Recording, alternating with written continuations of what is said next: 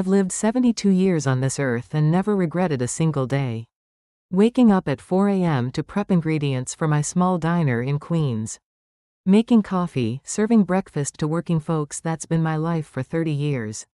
When customers say, "Best pancakes in New York, Martha," that's all the reward I need. But that morning, when I got that phone call, everything changed. I was trying to reach my granddaughter Sophie. She's 28, pregnant with her first child, and the light of my life. I raised her after my daughter died when Sophie was just 6.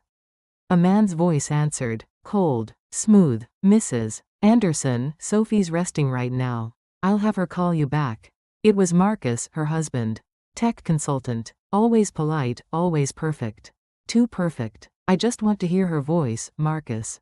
She's been stressed. The pregnancy, you know. Better not to disturb her. Click. My hand shook as I set down the phone. Sophie had been different lately. Our weekly Sunday calls became monthly.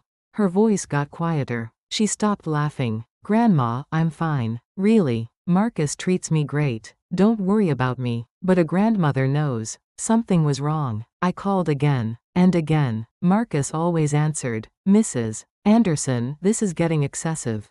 Sophie needs rest." "Then I'm coming over." "That's really not necessary." I hung up and grabbed my coat. 3 subway trains and 1 cab later. I stood in front of their townhouse in Greenwich Village.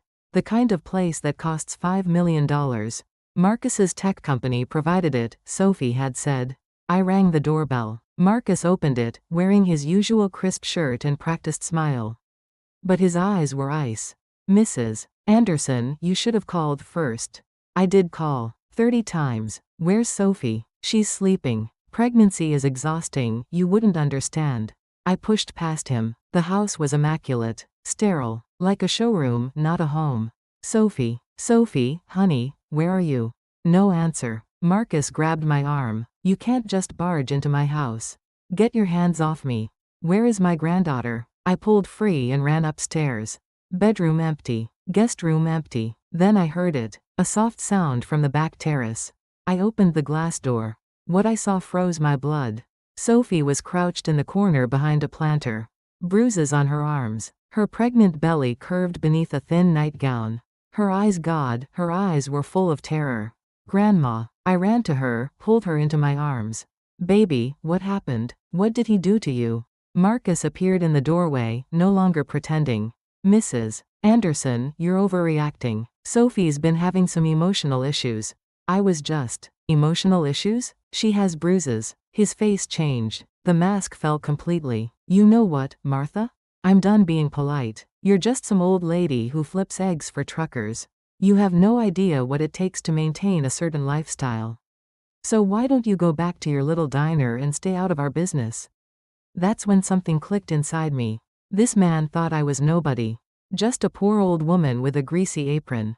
I pulled out my phone. Speed dial 1. 2 rings. "Ms. Anderson, how can I help you?" Marcus's face went white. I kept my eyes on him as I spoke. "James. Send legal, security, and medical to my location.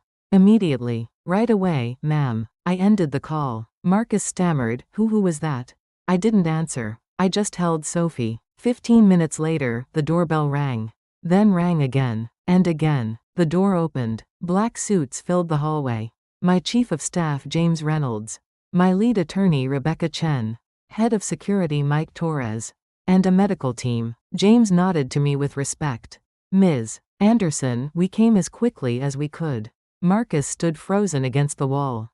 Rebecca stepped forward, all business. "Mr. Marcus Webb, we have documented evidence of domestic violence, unlawful restraint, and financial fraud. You've been using your wife's identity to secure unauthorized loans and credit lines totaling $847,000.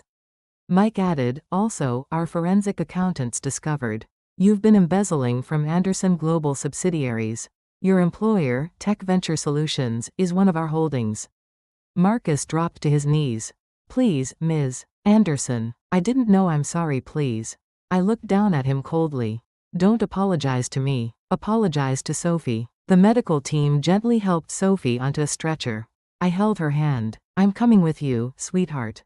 In the ambulance, Sophie cried softly. Grandma, I'm so sorry. I didn't want to bother you. You always seemed so happy with your simple life. I wanted to protect that. I stroked her hair. Oh, honey, you're more important than any peaceful life. You really own a company? Anderson Global. Retail, logistics, tech investments. Built it from nothing after your grandpa died. But I kept the diner because that's where I started. That's who I really am.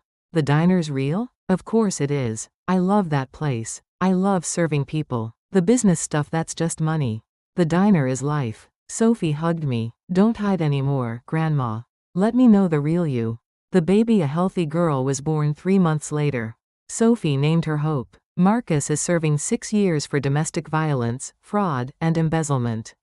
I still open the diner at 4 a.m. But now Sophie and Hope come by for breakfast. People ask why I still work there. I tell them, this is my real life. Money and power matter, but protecting the people you love? That matters more.